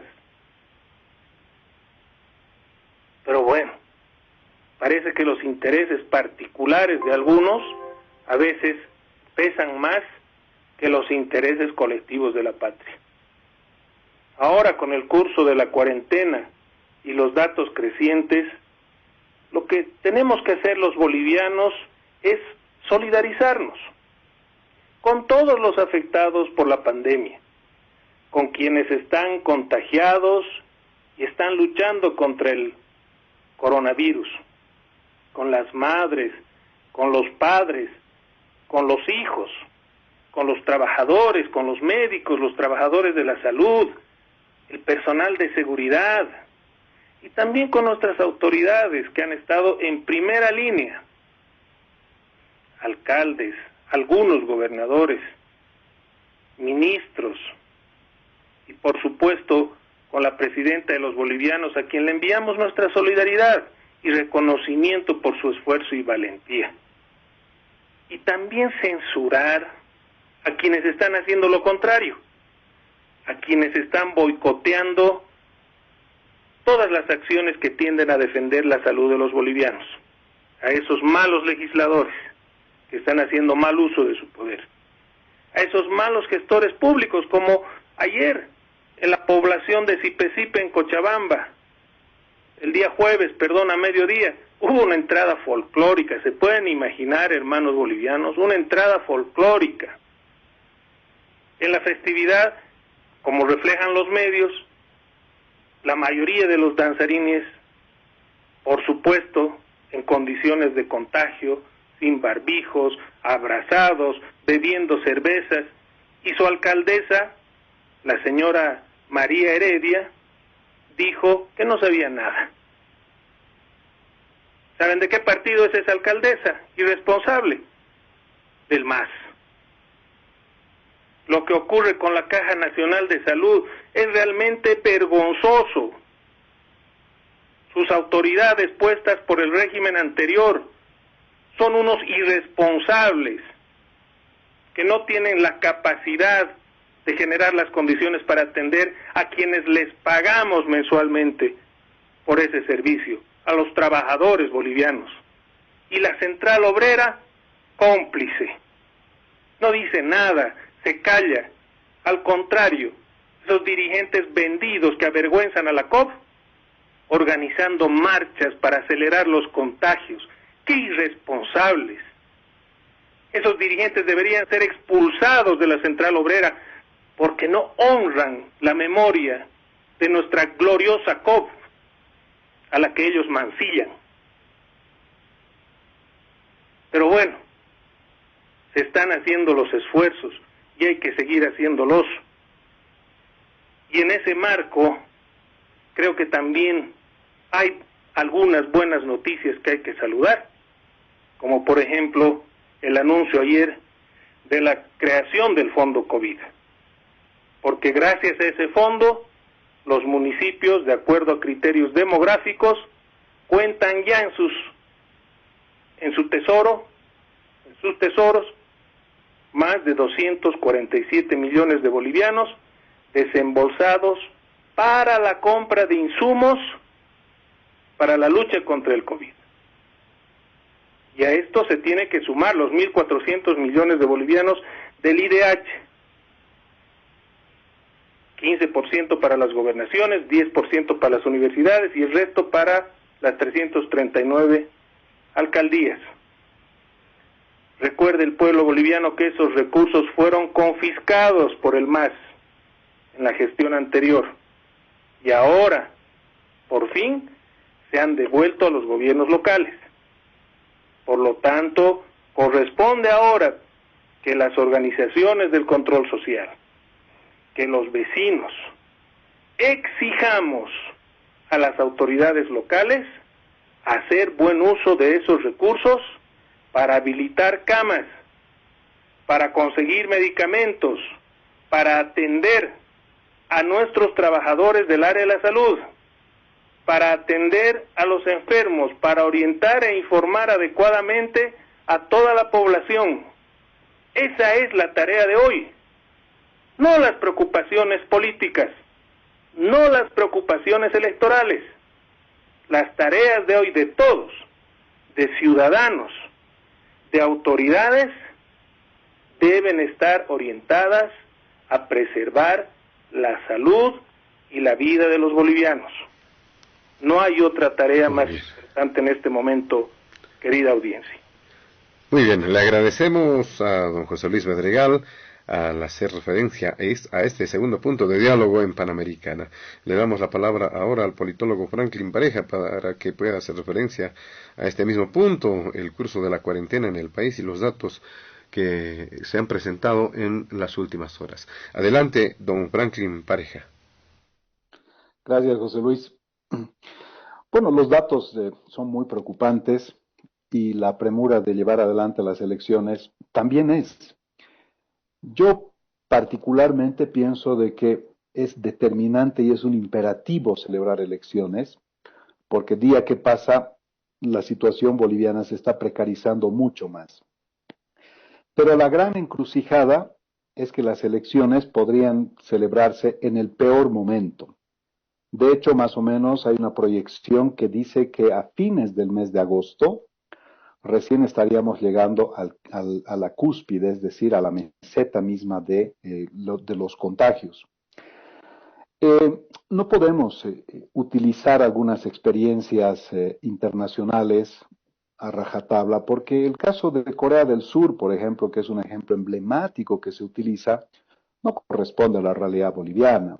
Para empezar, Corea del Sur es uno de los países que mejor desempeño ha tenido en el combate al COVID, han tenido un testeo masivo, temprano, tienen uno de los mejores sistemas de salud del mundo, tienen una alta legitimidad de sus autoridades, elevados niveles de institucionalidad, información centralizada, en fin. El caso de Francia, un país obviamente que tiene condiciones también muy superiores a las de muchos otros, ha tenido un elevado nivel de ausentismo, pero en uno y otro caso el nivel de contagios no ha sido realmente alarmante. En cambio, en el caso de República Dominicana, para poner un parangón relativamente similar a la realidad boliviana, fíjense, las elecciones que se han realizado el 5 de julio han tenido un 55% de participación, 14% menos que el anterior. Y el 5 de julio tenían 37.400 casos, con 794 fallecidos. Y el 17 de julio, estamos hablando de hace un día, han habido 50.113 casos nuevos, es decir, 34% más. Las autoridades en República Dominicana están aduciendo que este crecimiento exponencial de 34% más está directamente vinculado al acto electoral. A pesar de que se han tomado medidas de bioseguridad, a pesar de que ha habido observación internacional, en fin, el caso de República Dominicana, para poner un ejemplo relativamente parecido a una realidad como la nuestra, que también tiene déficits estructurales, es altamente preocupante. Entonces, pareciera que cuando uno habla de la fecha 6 de septiembre, estaría viendo a quién le conviene o a quién no le conviene realizar elecciones. Y creo que este discurso, o por lo menos estos argumentos, pues ya no son los que tienen que primar, porque aquí no se trata de ver la conveniencia de una fuerza política que tiene premura y de otra fuerza política que quiere reconstituirse. Primeramente, hay que hacer algunas cosas que son determinantes. No solamente hay que fiarnos en lo que dice la OMS, que por cierto está puesta en entredicho en muchos países, muchos de los cuales están luchando con mayor efectividad contra la pandemia, al margen de las recomendaciones de la OMS. Pero sería saludable que en el Tribunal Supremo Electoral consideren la posibilidad de conformar un comité científico propio, que esté bajo su tutela y bajo su tuición, porque no puede depender de los datos del gobierno, dado que el gobierno es un competidor más. Tiene que tener tutela no solamente para que recomienden cuándo es la fecha adecuada para celebrar elecciones, sino para que hagan un asesoramiento y acompañamiento permanente a todos los protocolos que se tienen que implementar. También sería recomendable que se conforme un comité de coordinación permanente con las autoridades de los gobiernos subnacionales. Al día de hoy, uno de los grandes problemas que ha suscitado el déficit de coordinación es precisamente eso, que los gobiernos subnacionales no tienen una expertise en cuanto a gestión, no han desarrollado su vocación autonómica y ahora se ven rebasados en un momento en el cual realmente una eficiencia en la gestión hubiera sido altamente recomendable. Pero también se tiene que establecer protocolos pedagógicos y amigables que tienen que llegar a la población, porque uno de los grandes problemas para ir a la elección no solamente es ir a la elección, sino que previamente tiene que haber toda una información que se tiene que desplegar de forma centralizada. Y como un evento tan multitudinario como es ir a una elección necesita protección, la coordinación con el ejército y la policía obviamente también es, pero ¿en qué situación se encuentra el ejército? ¿En qué situación se encuentra la policía? ¿Cómo podrían los operadores mismos del proceso electoral garantizar inclusive su propia condición? Eventualmente puede llegar el contagio a las mismas autoridades del Tribunal Supremo Electoral, a los tribunales departamentales. ¿En qué condiciones los jurados electorales que van a ser designados para ese día van a aceptar realmente acudir para cumplir esta misión? Y los partidos políticos también tienen que realizar una cuestión logística que es nombrando a sus delegados de mesa. Si los partidos políticos no logran tener o contar con delegados de mesa en todas las mesas del país, lógicamente no van a tener la posibilidad de hacer un acompañamiento para brindarles seguridad y tener los datos, el feedback o la retroalimentación adecuada. Entonces, realmente yo creo que el 6 de septiembre como fecha se ha electoralizado de tal forma que lo único que se pone en la agenda del debate es que si no se va el 6 de septiembre es porque el gobierno se quiere prorrogar. Y si se va el 6 de septiembre en las peores condiciones es para darle el gusto, en este caso, al movimiento, al socialismo y eventualmente a comunidad ciudadana. Y yo creo que la población no está y no va a girar en torno al cálculo que realizan estas fuerzas políticas. Tiene que haber en algún momento algo más pues de sensatez, de racionalidad y no solamente fijar una fecha si no se hacen previamente todos los trabajos que se tienen que realizar. Al margen del saneamiento del padrón electoral, también habría que ver la posibilidad de realizar el acto eventualmente en 2 días, pero esto puede suscitar una serie de desconfianza y escepticismo por los bajos niveles de institucionalidad que tenemos en el país. En fin, como podemos ver, yo particularmente considero que el 6 de septiembre es una fecha que es muy poco probable que se logre materializar. Así como está la proyección de contagio, que no solamente la hacen los estudios que vienen de otras fuentes internacionales, los que recibimos diariamente con datos estadísticos del Ministerio de Salud, en fin, todos esos datos, también se está notando de que hay un posicionamiento que dentro de la agenda mediática posiciona diariamente solamente el tema del COVID. Todos los días, en todos los canales, en todas las radios, en todos los medios de prensa, el tema de la agenda central es el desempeño o el desarrollo de la pandemia. Y esto tiene impacto en la sociedad porque genera temor, genera escepticismo, genera preocupación, peor aún en un entorno donde tienes órganos del Estado en disputa y confrontación permanente, cuando ves que las mismas autoridades se contagian, cuando ves que el sistema de salud prácticamente ha colapsado, haciendo que en este momento la población está librada a su suerte. Ahora ya no hay posibilidad ni siquiera de asistir a un centro de salud, a no ser que estés en condiciones extremas, porque además ir a un centro de salud es altamente riesgoso. Todos estos hechos configuran lo que se denomina temor ciudadano. temor ciudadano de ir en el peor momento a una situación que debería descongestionar la crisis política que idealmente se debería realizar. Pero como no se puede aducir de que la fecha es inamovible y que solamente por el hecho de que la ley esté ahí y prevalezca, vamos a lograr convencer a quien realmente tiene que ser el protagonista de ese día, que es la población. ¿Qué pasaría si vamos a elecciones en condiciones no recomendables? ¿Podría producirse ausentismo? Quizás sí, es una probabilidad. A veces tenemos sorpresas. Y si eventualmente se produce un elevado índice de ausentismo, esto podría hacer que las fuerzas políticas perdedoras no quieran reconocer el resultado porque carecería de legitimidad. Entonces, se tiene, además de todas las cosas que se están considerando desde el punto de vista operativo y logístico, establecer un pacto de acatamiento a los resultados independientemente de la fecha.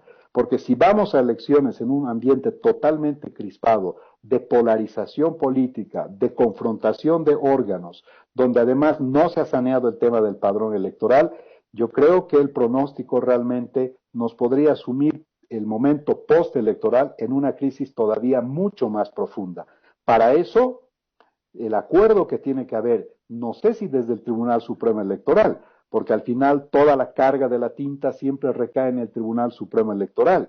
Y el Tribunal Supremo Electoral está también bajo fuego, es decir, bajo fuego cruzado. Desde todos los frentes permanentemente fustigan y hostigan su accionar, que es muy complejo.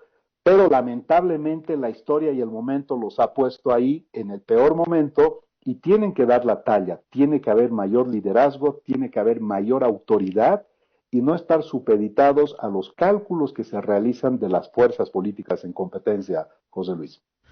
Muy bien, le agradecemos a don Franklin Pareja. Cerrando este segundo punto, nos vamos rápidamente al último punto de diálogo en Panamericana. Por la premura del tiempo, simplemente en tono de reflexión, a unos 3 o 4 minutos por participante, hace referencia a temas de relevancia histórica o fechas de relevancia histórica en este mes de julio.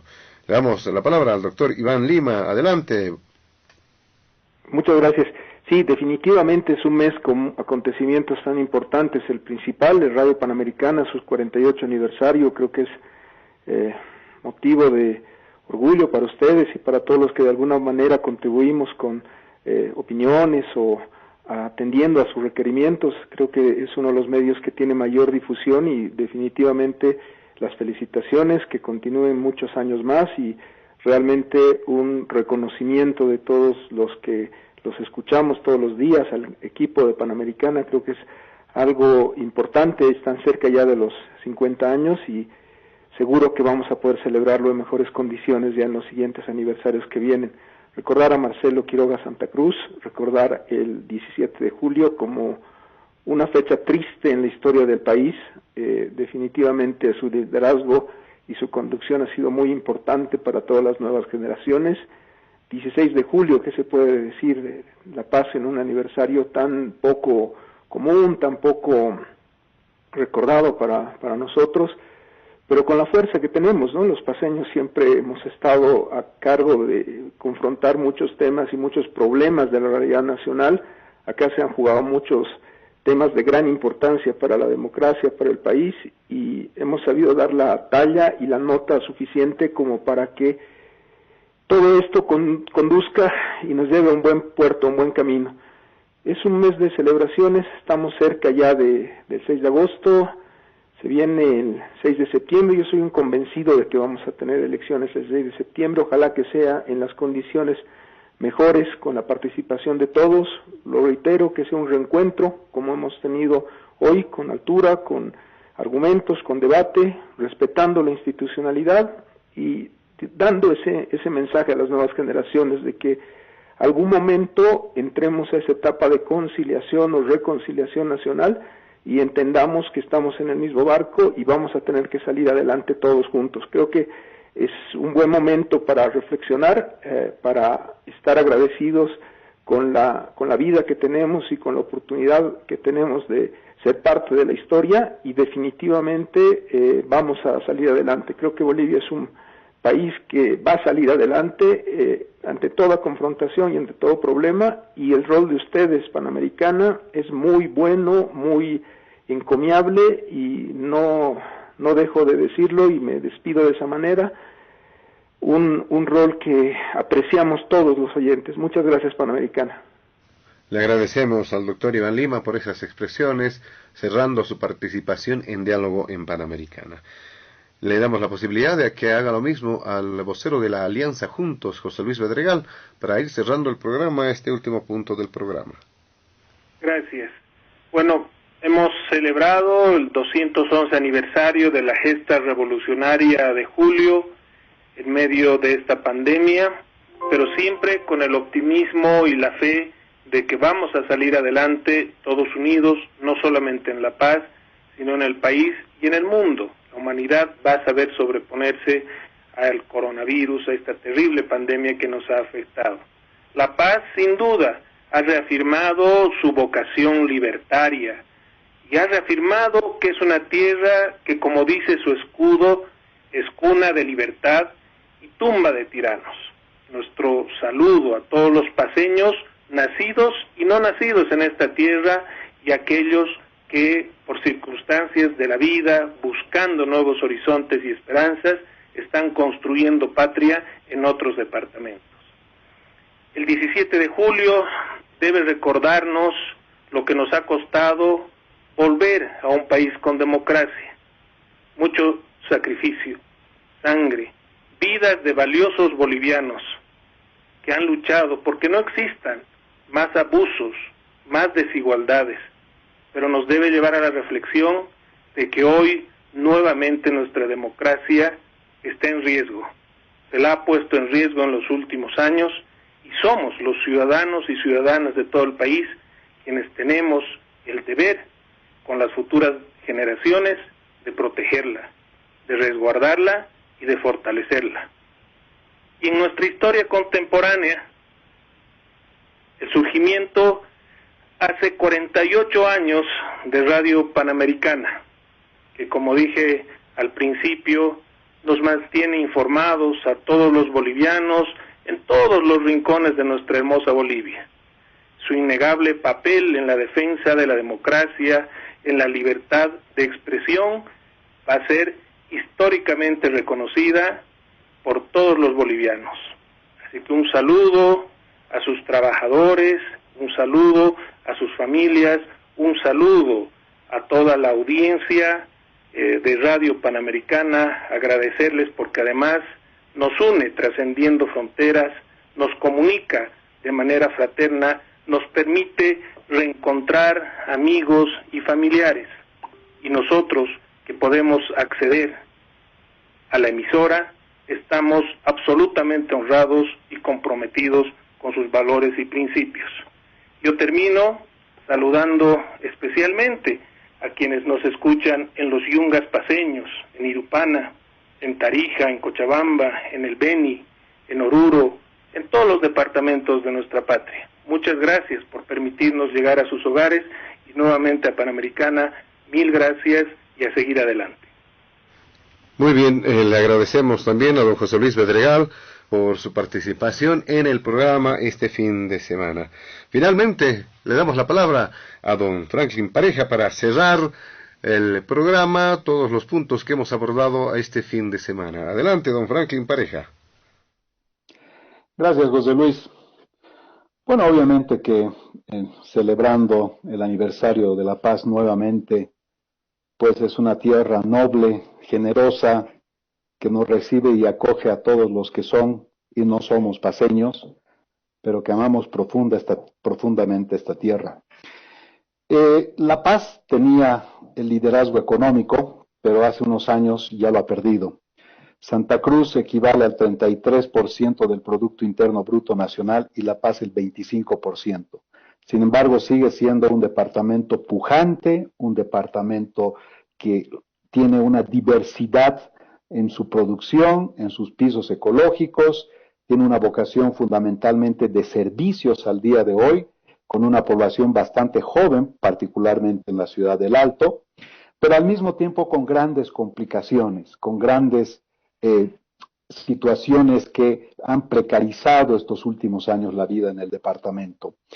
Y me voy a referir a algunos aspectos. En La Paz es la sede de gobierno y el gobierno concentra básicamente una gran cantidad de la toma de decisiones nacionales. Sería importante que se piense definitivamente en entrar en un proceso serio de institucionalización. ¿Por qué hago mención a esto? Porque lamentablemente cuando cambia de gobierno y estando cerca a un momento de cambio de gobierno, generalmente cambiamos casi el 88% de la burocracia estatal. Y esto incide negativamente en el funcionamiento eficaz que tiene que tener no solamente el Estado, sino también el gobierno nacional que radica acá en la ciudad de La Paz.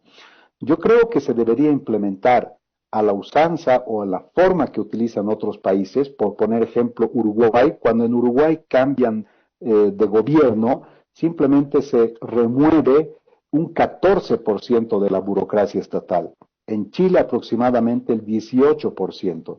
En Bolivia cambiamos el 88% de nuestra burocracia estatal.